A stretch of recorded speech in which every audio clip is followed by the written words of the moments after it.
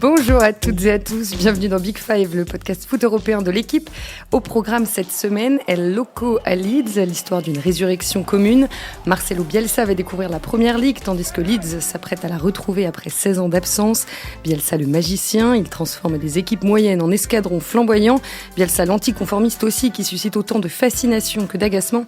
Alors, est-il vraiment ingérable ? Peut-il s'inscrire dans la durée à Leeds, l'un des clubs les plus maudits et mal aimés de l'Angleterre ? Avant de répondre à ces questions, on parlera bien sûr de sa philosophie de jeu et de son management bien particulier. Avec moi aujourd'hui, le responsable adjoint de la rubrique foot de l'équipe. Bonjour Emmanuel Beaujean. Bonjour Marie. Pierre-Étienne Minonzio est là également, grand reporter spécialiste de l'Angleterre. Bonjour Pierre-Étienne. Salut Marie. Et puis ça fait longtemps qu'il n'était pas venu nous voir et je suis très contente de l'accueillir à nouveau. Emmanuel Corcostegui, rédacteur en chef adjoint du magazine L'Équipe. Bonjour Emmanuel. Bonjour, merci. Et voilà, vous avez le casting et le menu maintenant, on peut commencer. Travailler avec Marcelo Bielsa, c'est commencer un match et avoir l'impression de voler. Ces mots sont ceux du capitaine de Leeds, Liam Cooper. Mercredi 22 juillet, les Peacocks ont effectivement survolé la dernière rencontre de leur très belle saison. Victoire 4-0 face à Charlton. C'était le 100e match de Marcelo Bielsa à la tête de Leeds. Bielsa arrivé il y a 2 saisons et qui a secoué ce club moribond. L'an dernier, Leeds avait manqué de peu la montée. Cette année, c'est bon. Ils vont retrouver l'élite et le titre de champion de Championship, la 2e division anglaise, est dans la poche. Ce couronnement porte évidemment la marque de Marcelo Bielsa, 65 ans, entraîneur argentin, je le rappelle. Pierre-Étienne, l'une des grandes forces de Bielsa, c'est d'arriver à tirer le meilleur d'effectifs moyens, pas forcément très talentueux, pour en faire des équipes performantes et séduisantes. Oui, c'est exactement ce qu'il est arrivé à faire avec Leeds, parce que il n'a pas bouleversé l'effectif quand il est arrivé. Et c'est vraiment le sentiment qu'ont eu tous les supporters avec qui j'ai discuté, c'est qu'en gros, on avait la même équipe de tocards, j'exagère à dessein, et en un été, donc à l'été 2018, il a réussi à les transformer et tous les fans disaient mais on ne reconnaît plus notre équipe, alors que c'est pratiquement les mêmes joueurs. Il y a eu quelques changements, mais à la marge. Donc il a vraiment cette capacité à effectivement élever soudainement le niveau de jeu de ses joueurs, mais évidemment, ça ne marche pas forcément avec tous les joueurs. Voilà. Avec quel schéma tactique il a réussi à... Alors, disons que c'est pas forcément un schéma tactique défini, puisque par exemple, cette saison, ils ont joué parfois avec 3 derrière, parfois en 4-2-3-1, très souvent, parfois en 4-1-4-1. Donc, c'est plus... bon, le mot est un peu pompeux, c'est plus une philosophie de jeu où, effectivement, il y a beaucoup de pressing, la possession. Voilà. Je crois que j'avais lu quelque part que si on prend dans les 5 grands championnats, les 2 premières divisions des 5 grands championnats, ce qui fait 10 divisions, je crois que c'est l'équipe qui a la meilleure taux de possession derrière Manchester City. Voilà, donc c'est une obsession, savoir le ballon. Et l'autre obsession, c'est les transitions rapides de l'arrière vers l'avant. Et puis des combinaisons, notamment de sortie de balle, qui sont énormément travaillées. Voilà, ça c'est la philosophie en grands traits, un peu caricaturaux de jeu prôné par Bielsa. Et Pierre-Étienne, quand tu parlais de 3 défenseurs aussi, et parfois si on décortique le schéma quand ils sont 3, et c'était un peu le cas à Marseille de temps en temps, c'est quasiment un 3-2-2-2-1. Parce que vous avez 3 centraux, 2 joueurs qui sont ensuite devant la défense, 2 milieux excentrés qui sont plus ou moins hauts selon les phases de jeu, 2 milieux offensifs et un attaquant. Donc c'est vrai que c'est pas un schéma tout à fait classique et qui peut surprendre des formations adverses. Alors... effectivement, le foot de Bielsa, c'est un foot tourné vers l'avant. Cette année, Leeds a terminé 2e meilleure attaque de Championship, 77 buts à égalité avec West Bromwich Albion. Mais ce qui est surprenant, c'est qu'ils ont aussi la meilleure défense. Seulement 35 buts encaissés en 46 matchs. Comment vous l'expliquez ? Ils ont une révélation. Là, on a fait un article sur le site L'Équipe il y a quelques jours où on parlait des quelques joueurs qui avaient réussi qui avait permis à Leeds de remonter en Première Ligue. Il y a eu un jeune défenseur, Ben White, qui est prêté par Brighton, qui a fait une très belle saison derrière, à la fois par ses qualités de relance, mais aussi parce qu'il arrive à apporter offensivement. Et c'est vrai qu'on peut être surpris par cette stabilité en défense, puisque les équipes de Bielsa pouvaient aussi avoir parfois le défaut d'être déséquilibrées. Et là, il a réussi à faire quelque chose d'assez construit, et comme le disait Pierre-Étienne, avec des joueurs assez peu connus, parce que je dois avouer qu'à part peut-être Patrick Bamford, l'attaquant passé par Chelsea, qui a marqué 16 buts cette saison, le reste de l'effectif, c'était pas vraiment des joueurs qui étaient très connus. Il a réussi avec Jack Harrison, un jeune milieu anglais, avec un vieux milieu offensif argentin à l'ancienne, Pablo Hernandez, avec un milieu défensif polonais, Mateusz Klich. On a même eu un Français avec Ilan Meslier qui a joué un peu sur la fin de saison. Il a réussi à faire quelque chose qui tenait vraiment la route avec beaucoup de mouvements. Alors Emmanuel, l'un des mantras de Bielsa, par son style de jeu très séduisant, c'est de donner du plaisir, beaucoup de plaisir aux supporters. Ouais, en fait, pour compléter un peu ce que disait Pierre-Étienne, qui a bien résumé la philosophie de Bielsa, elle repose sur un engagement total des joueurs en permanence. Et du coup, une des clés à l'entraînement, c'est leur forme physique. Et là où la révolution Bielsa, elle est impressionnante, c'est que il récupère une équipe qui finit 13e la saison d'avant, avec des joueurs qui ne changent pas, mais il décèle en eux une capacité à l'engagement, une capacité à accepter ces principes d'énergie permanente. Et donc là, la révolution commence, quoi. C'est-à-dire qu'il refait le centre d'entraînement comme il a l'habitude de le faire, avec une piscine, une salle avec la PlayStation, des espaces de confort, avec le message de, en fait, vous allez y passer beaucoup, beaucoup de temps dans ce centre d'entraînement. Vous faisiez des sessions d'entraînement de 2 heures par jour, maintenant, il va y avoir des journées avec 3 sessions d'entraînement. Et donc, physiquement, les joueurs se transforment. Il y a des types qui ont perdu 10 kilos en un an, qui sont devenus des vrais athlètes. Et les latéraux racontent qu'ils n'ont jamais eu cette capacité-là à courir. Et après, c'est l'entraînement à la Bielsa, c'est-à-dire... Et il est souvent critiqué pour ça.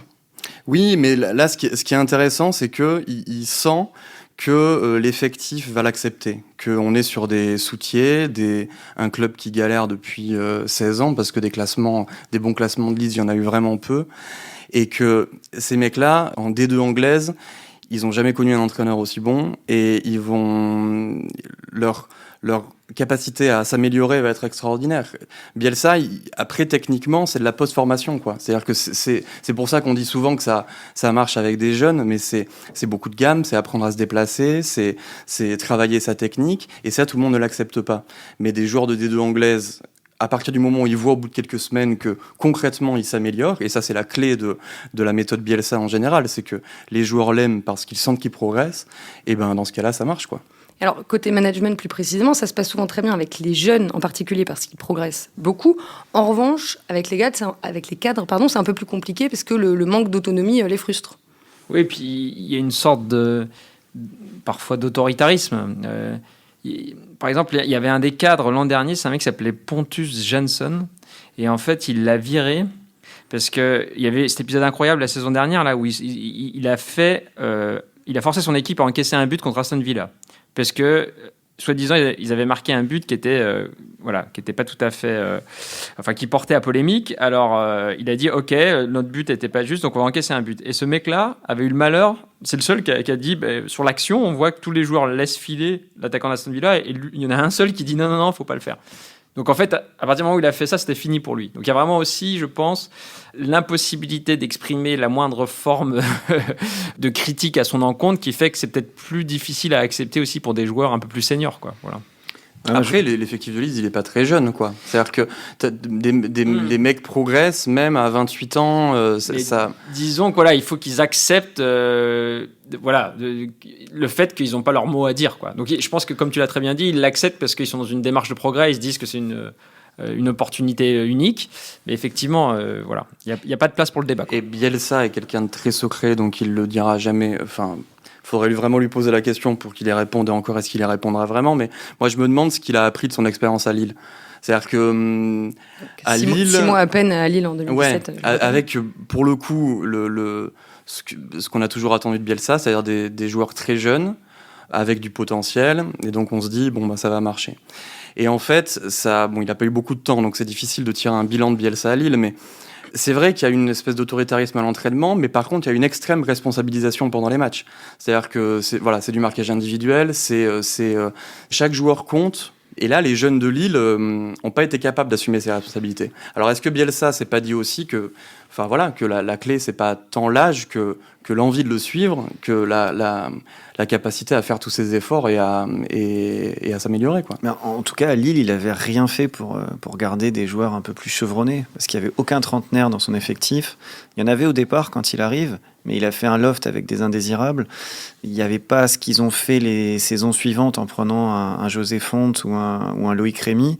Il faut se souvenir qu'il avait il avait précipité la retraite de Franck Beria, qui avait des joueurs comme Marvin Martin, comme Marco Bacha, comme Rio Mavuba, comme Boteac, qui finalement avaient fini par partir ou résilier leur contrat. Donc il vaut mieux quand même être malléable avec lui, parce que soit vous êtes trop expérimenté et vous n'acceptez pas ce qu'il vous demande. En tout cas, oui, je pense qu'il n'a pas forcément appris de son expérience lilloise et que ça marche à Leeds parce qu'il est en D2 anglaise. Oui, regarde, Pablo, il a 35 ans. C'est vrai, mais c'est un contre-exemple. Et il le suit. Non, mais je veux dire, tu vois, je sais pas quelle est la moyenne d'âge exactement, mais il y a des mecs de 27, 28 ans qui, là, pour le coup, le suivent absolument. Et Pablo, à 35 ans, je pense qu'il a jamais autant couru. Mais Pablo Hernandez a aussi fait pas mal de matchs sur le banc et il a eu une gestion particulière avec lui. Et je pense que si, en première ligue, on en parlera tout à l'heure, s'ils sont amenés à recruter des joueurs qui ont un vrai pédigré, qui ont 33, 34 ans et qui sont passés par beaucoup de grands clubs européens, ils auront plus de mal à accepter ce que demande Bielsa. Mais c'est pour ça que je me demandais juste si Bielsa a appris de Lille et si peut-être cette conception ultra radicale d'avoir voulu virer les vieux, en gros, s'il n'est pas en train d'en revenir un peu.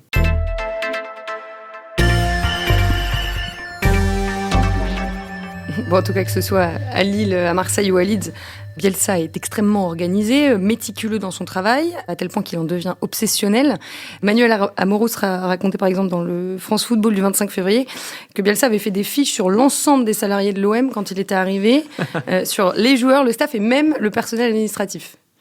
Il y a une anecdote marrante à Leeds, c'est qu'un des premiers trucs qu'il a dit, c'est quand il est arrivé, parce qu'il y avait déjà beaucoup de négociations avant, mais quand il est arrivé, il a garé sa voiture au centre d'entraînement, et un des premiers trucs qu'il a dit, c'est en fait, il y a un truc qui va pas là dans le parking, parce que le jour où il va pleuvoir, je pense que l'eau va très mal s'écouler, et si les joueurs ont du mal à se garer à cause de l'écoulement d'eau, vu qu'il pleut beaucoup à Leeds, ils vont être stressés, et on commence pas une bonne journée de travail en étant un peu stressé, en se garant au milieu de l'eau. Donc il faut absolument organiser des rigoles. Donc je pense ça illustre bien l'obsession du détail, quoi. Il a demandé à interdire la pluie. Est-ce qu'on peut dire que, vous parliez de sa relation avec les joueurs, est-ce qu'on peut dire qu'il met la confiance au cœur de ses relations en général, et notamment plutôt avec les dirigeants, dans le sens où si le contrat juridique et même moral est respecté, tout va bien. En revanche, s'il y a la moindre anicroche, il dégoupille. Ouais, je crois qu'il a aussi la réputation de faire des contrats extrêmement longs avec beaucoup d'alinéas et de clauses, parce que dans sa façon de fonctionner, tout doit être fait au millimètre. Et c'est vrai que on le surnomme pas le El Loco pour rien. Il a une façon bien à lui d'être extrêmement précis, voire maniaque. Donc quand tout va bien, ça va. Quand on lui laisse le champ libre et beaucoup de possibilités de gérer ce que disait Imanol, jusqu'au centre d'entraînement, jusqu'à la façon, au nombre d'heures, aux séances vidéo, etc. Tout va bien. Quand vous allez un petit peu dans son précaré, c'est plus délicat. On l'a vu claquer la porte après une journée, sa deuxième saison à Marseille, le soir de Marseille-Caen. On l'a vu partir à la Lazio avant même d'arriver. Donc ça peut très vite partir en étincelle lorsqu'il n'est pas satisfait. Est-ce qu'il n'est pas un peu trop radical pour le monde du foot, finalement, Marcelo Bielsa? Imanol? En fait, il défend une, tu as dit que c'est un peu pompeux, mais une philosophie, une vision du foot qui repose sur le fait que il n'y a pas que la victoire qui compte, quoi. Voilà, c'est-à-dire que il faut du spectacle, il faut de l'émotion. Il place le supporter au centre de sa réflexion, quoi. Il dit que le foot est là pour eux. Il a dit un jour que la seule chose indispensable dans le foot, c'était les supporters. Ouais, exactement. Et il le croit profondément. Et du coup, cette vision du foot, elle est. Il fascine autant parce que c'est facile d'avoir cette vision du foot en tant que théoricien. Ouais, c'est sûr. Mais c'est facile de l'avoir en tant que théoricien. La différence, c'est que lui, il l'applique. Et il l'a appliqué constamment depuis le début de sa carrière, sans jamais changer de cap. Et par là même, s'il y a une telle fascination autour de lui, c'est que du coup, par le foot, il apporte quelque chose qui va au-delà du foot, c'est que la fin justifie pas les moyens, quoi. Et je pense que c'est pour ça qu'il fascine autant. Après, tu poses la question de la radicalité. Il dit souvent qu'il n'a pas de plan B, parce que pour lui, le plan B, c'est mieux faire le plan A, quoi. Et que si jamais tu as un plan B, ça veut dire que tes joueurs vont sentir que tu hésites un peu, que tu donnes pas tout pour le plan A et que du coup, ils te suivront moins sur le plan A. C'est sa conception. Là où on peut nuancer sur le côté idéaliste, voilà, c'est par exemple quand même la démarche prud'homale à Lille, où il demande un pognon complètement délirant, alors que finalement on peut penser qu'il est en partie responsable du fiasco sportif qui s'était réalisé là-bas. Donc, et les sommes qu'il demande sont quand même délirantes, quoi. Donc en fait, il fait pas ça que pour la beauté du foot non plus. Voilà, il y a les sous-sous aussi. Voilà. Bon, mais on peut aussi penser que sa manière de fonctionner, c'est aussi un rapport de force en fait. C'est par rapport à ses dirigeants. C'est une manière de dire, en fait, ce qu'il a fait à Leeds, c'est qu'il a établi un rapport de force en sa faveur avec les dirigeants. C'est-à-dire que, en fait, il prend toutes les décisions. Donc, on peut considérer ça comme, voilà. En fait, il a réussi à faire en sorte de ne pas être gêné dans tout ce qu'il fait. Voilà. Et à chaque fois, il a les supporters dans le dos. Et là où c'est impossible pour les dirigeants de s'en sortir, c'est que quoi qu'il fasse, il a les supporters avec lui maintenant, en fait. Donc, c'est très difficile pour un dirigeant de sanctionner Bielsa. Mais pour compléter ce que tu disais, Manu, tout à l'heure, du coup, sa radicalité, c'est d'estimer, et son autoritarisme, c'est d'estimer que quand tu l'engages, sa réputation le précède, et tu sais très bien ce qui va se passer. Et du coup, si à un moment, tu lui mets un Luis Campos dans les pattes, ou que les prérogatives et les organisations changent un peu, et ben c'est logiquement inacceptable pour lui, quoi. Alors, ce qui est marrant, c'est qu'il cultive son personnage anticonformiste, détaché du foot business, et en même temps, c'est un fin communicant. Il sait exactement ce qu'il fait quand il le fait. Enfin, ses conférences de presse sont en train de devenir légendaires. Elles sont souvent identiques. En tout cas, il aime bien parler de jeu. Il aime bien ne pas regarder ses interlocuteurs dans les yeux. On sait qu'avec Marcelo Bielsa, on aura des longues réponses. Il n'y a pas besoin forcément de faire de longues questions. C'est pas toujours si passionnant. Je me souviens de Marseille et Lille où ça pouvait partir en circonvolution sur des choses très terre à terre. Il n'était pas tout à fait en mesure d'expliquer pourquoi son équipe qui avait perdu 1-0 n'avait pas si bien joué. Mais en tout cas, c'est un personnage et on rate pas une conférence de Bielsa parce qu'on sait qu'à tout moment, il va pouvoir aussi s'énerver ou s'expliquer ou partir en croisade contre les dirigeants. Donc c'est toujours, en tout cas, il se passe toujours quelque chose. Et dire des choses qui dépassent le cadre du foot, c'est ce que je disais tout à l'heure. Et après, je pense qu'il faut raconter un peu l'épisode du Spygate qui est quand même complètement dingue, quoi. C'est-à-dire que un homme de Leeds, enfin un employé de Leeds est surpris en train d'espionner l'entraînement de Derby County. Il se fait prendre la main dans le sac. Du coup, ça, pour Bielsa, c'est quand même extrêmement dérangeant parce que du coup, c'est le fair play, c'est l'éthique qui là se retrouve un peu fracassée. Bielsa se défend en disant que il a toujours fait ça, que tout le monde fait ça, qu'il y a une sorte d'hypocrisie autour de ce truc qui serait gravissime et il a sans doute raison. Mais sa conférence de presse, enfin, c'est surréaliste, quoi. C'est 70 minutes où il présente un PowerPoint en expliquant voilà pourquoi je fais ça. Il détaille les schémas tactiques, tout ce qu'il a observé. Là, le Guardian, je me rappelle, avait parlé d'honnêteté pathologique. Donc c'est qu'il y a la dimension du calcul, c'est quelqu'un qui socialement est assez étrange. C'est un vrai obsessionnel, je pense, et qui du coup, comme tous les obsessionnels, ne supporte pas la contradiction. Mais comme un mec un peu obsédé par l'idée qui se fait de la vérité, et ben va la défendre coûte que coûte, et souvent avec des arguments, des réponses assez longues qui ressemblent plus à des réponses de prof de maths, quoi. Et il a un sacré ego, Marcelo Bielsa, finalement. C'est difficile de répondre à cette question. C'est difficile de répondre à cette question parce que finalement, on est en fait, ça rejoint un peu ce qu'on disait, parce que les gens qui le connaissent vraiment bien, je pense qu'ils sont très peu nombreux. Et puis souvent, ils se disputent avec lui. Il avait son traducteur, là, Lamrani, qui était celui à Lille.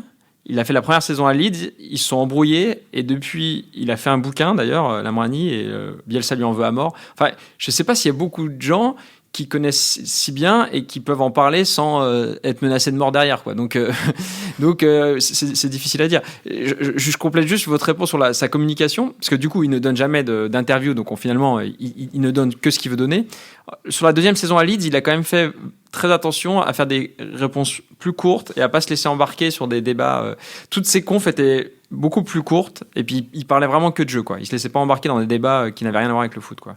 Mais finalement, c'est difficile de répondre à cette question parce que j'ai l'impression que le personnage lui-même, sa personnalité, ça reste assez opaque. Les joueurs, personne le connaît. Ces joueurs, ils ont jamais aucun rapport avec lui autre que d'avoir des discussions un peu tactiques. Donc. Après, en tout cas, il a un discours d'honnêteté. Enfin, il a un discours de valoriser les joueurs. Il dit souvent oui, il les défend tout le temps. Qu'on exagère presque l'influence qu'il a sur les résultats de son équipe, qu'au final, c'est les joueurs qui décident.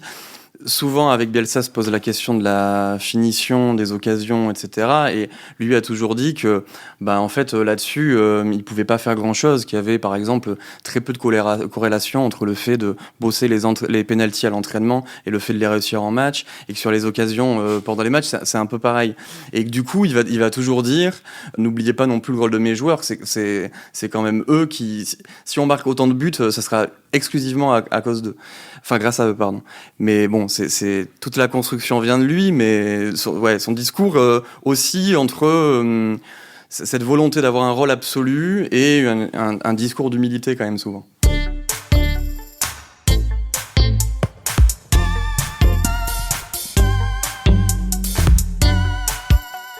Alors, on va parler un petit peu de Leeds maintenant, pour terminer quand même. Alors Leeds, une ville du nord de l'Angleterre, pas très loin de Manchester. L'âge d'or du club, c'était dans les années 60-70 avec son coach emblématique, Don Revie. 2 titres de champion et une coupe d'Angleterre sous ses ordres, 2 finales en C1 et C2 également.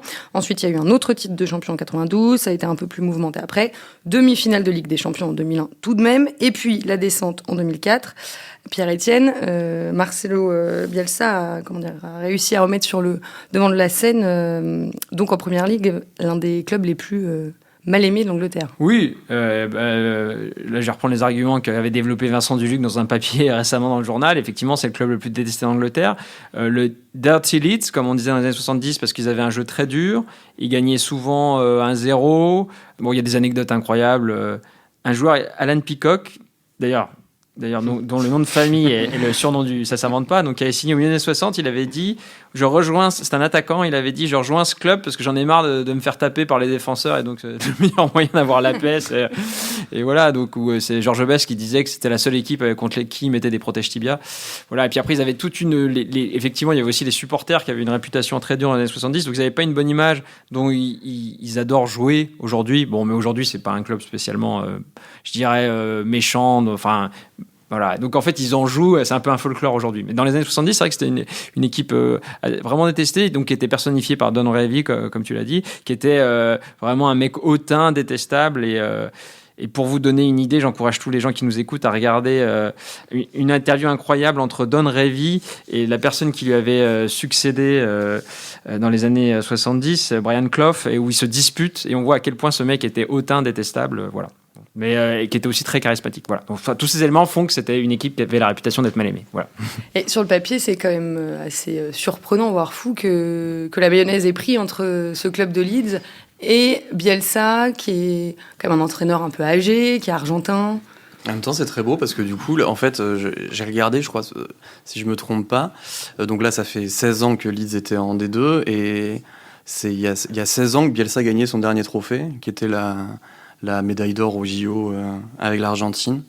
Donc c'est assez beau. Mais moi, je trouve pas ça le mariage si improbable. C'est ce qu'on disait tout à l'heure sur l'état d'esprit des Anglais, l'envie d'engagement, la capacité à beaucoup donner. Finalement, ils étaient un peu faits pour se rencontrer, quoi. Ouais, et puis en fait, il y a tout un délire dans ces clubs-là où, en fait, pour que ça marche, il faut qu'il y ait une sorte d'union entre les fans et le coach. Et le rôle du coach, voilà, il faut quelqu'un, voilà, comme à Liverpool, voilà, il faut qu'il y ait un coach charismatique. Sinon, ça ne marche pas. Et donc, lui, il avait vraiment le profil pour y arriver. Alors après, maintenant, tout l'enjeu, c'est est-ce que ça va marcher l'an prochain avec des enjeux sportifs, médiatiques qui seront bien plus importants. Alors, on en a parlé un petit peu au début. Enfin, Manu, tu les as évoqués, mais Bielsa a quand même une colonne vertébrale sur laquelle s'appuyer pour la saison prochaine. Oui, mais ça ne suffira pas pour la Première Ligue. Et c'est vrai que là, on parlait de Patrick Bamford qui avait marqué 16 buts en Championship. Et pourtant, Leeds cherche déjà 1 voire 2 attaquants pour la Première Ligue. Parce que c'est un niveau au-dessus. Le Championship, c'est un championnat très particulier où vous avez 24 clubs. Tout le monde a très envie de remonter en Première Ligue parce qu'il y a les droits télé. On a vu que Nottingham Forest, finalement, de Sabri Lamouchi, manque les playoffs et termine 7e. On a vu, pour ceux qui ont regardé les séries sur Netflix, que Sunderland avait aussi coulé, était passé de la D2 à la D3.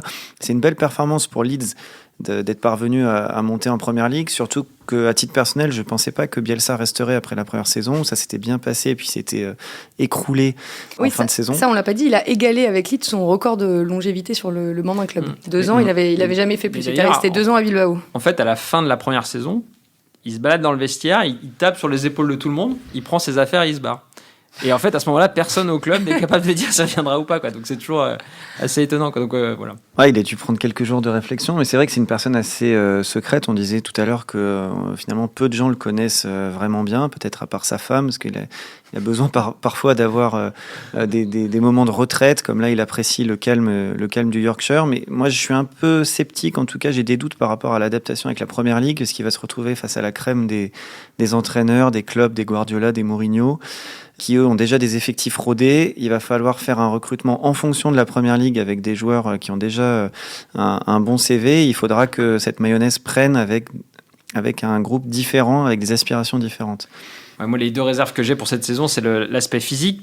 Donc là, ce que m'avait dit Dacour récemment, c'est que si ça a marché aussi, c'est sans doute parce qu'il y a eu la trêve du coronavirus qui a permis de les... Parce que sinon, voilà, il y a toujours ce cliché, mais qui est quand même assez vrai que en deuxième partie de saison, les équipes de Bielsa flanchent. Il faut se souvenir avec Marseille. Voilà. Leur partie époustouflante. Et champion d'automne, et ensuite ils avaient fini 4e. Et l'autre aspect qui m'inquiète un peu, moi, c'est l'aspect médiatique, parce qu'il y a vraiment un truc complètement délirant en Première Ligue où, en fait, vous avez plein de consultants partout, des mecs qui font des chroniques dans les journaux, et en fait, le moins ne faut pas est décortiqué. Et c'est un mec qui lit tout, Bielsa, en fait. Et en Championship, vous êtes quand même relativement préservé, quoi. Je veux dire, là, les seules polémiques qu'il a eues, c'est il y a Nketiah, donc qui était prêté par Arsenal, qui est revenu plus tôt que prévu. Ça l'a mis hors de lui, mais ça n'a pas eu un impact énorme. Tandis que là, s'il perd ses 2 premiers matchs 3-0, vous aurez la chronique de Jamie Carragher dans le Télégraphe qui dirait bon bah ouais, mais en fait, on nous a survendu. Enfin, il y aurait une pression de fou, quoi. Là, il va être comparé aux meilleurs, parce que par exemple sur les 6 entraîneurs sacrés en Ligue des Champions encore en activité, il y en a 4 en Angleterre. Guardiola, Klopp, Ancelotti, Mourinho. Il va pas en Première Ligue pour jouer le titre. Hein. L'idée, c'est de se maintenir. Donc, ça, évidemment, mais finalement, mais la concurrence, elle va être avec les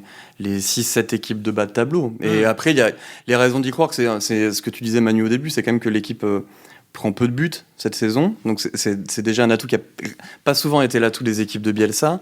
Et c'est une équipe qui va continuer à essayer de faire du jeu. Alors face à des équipes de bas de tableau un peu désorganisées, pas capables de faire un vrai pressing, ça peut marcher. Contre les gros clubs qui savent presser parfaitement, qui vont leur rentrer dedans, ça va être très compliqué. Et utiliser les espaces dans le dos. Moi, je te rejoins pas tout à fait. C'est que moi, je disais plus par rapport au fait que est-ce qu'il peut accepter ça, en fait. Tu vois, est-ce qu'il peut accepter de jouer à la 15e place? Est-ce qu'il peut accepter de se faire allumer un match of the day en disant encore une défaite incompréhensible, 5-2 de Bielsa et tout le monde sourit en coin, sachant qu'il lit tout ce qui est fait sur lui?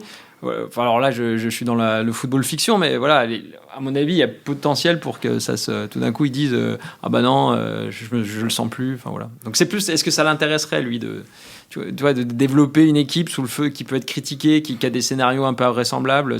Il déteste être dans cette position malgré tout. Donc après, sur l'aventure commune, il a encore quelque chose à vivre avec ce groupe. Bien sûr, c'est-à-dire que le problème aussi de Bielsa, c'est l'implication des joueurs qui finit par s'user parce qu'ils sont usés physiquement, mentalement, etc. Là, c'est plein de mecs qui vont découvrir la Première Ligue avec lui. Donc, je pense que la force collective du groupe, elle va continuer à exister un peu. Voilà. Et puis, on est pas à l'abri d'une bonne surprise. Est-ce que la présence de Marcelo Bielsa peut permettre à Leeds de réaliser quelques bons coups pendant le mercato? Ou est-ce que, vu les circonstances actuelles, c'est inenvisageable? Je pense qu'il y a quand même des joueurs qui ont envie d'être entraînés par Bielsa. Hein. Je me souviens de Benjamin Mendy à Marseille qui avait eu des commentaires élogieux, qui avait beaucoup appris aussi dans le domaine tactique et qui avait eu l'impression que sa carrière avait fait un bond grâce à Bielsa. Alors c'est vrai qu'on a souvent pris l'exemple de jeunes joueurs, mais il y a des joueurs qui peut-être manquent de temps de jeu ou qui ont envie d'une dernière expérience un peu épicée, qui pourraient être tentés d'aller à Leeds parce qu'il y a Bielsa. Mais Meslier, ce qu'il avait dit, Yann Meslier, c'est dans le journal l'an dernier, c'était titré s'entraîner sur les ordres de Bielsa, ça fait envie. Donc même pour un gardien, c'est intéressant. Donc gardien de but qui était arrivé en provenance de Lorient. En tout cas, on a hâte de voir les débuts du Leeds de Marcelo Bielsa en Première Ligue. Big Five, c'était fini pour aujourd'hui. Merci à tous les trois, Emmanuel Beaujean, Imanol Corcostegui et Pierre-Étienne Minonzio. Merci aussi à Roland Richard et puis merci à vous de nous avoir écoutés. On espère que vous êtes contents de nous avoir retrouvés sur le site de l'équipe et sur toutes les plateformes de podcast. À la semaine prochaine.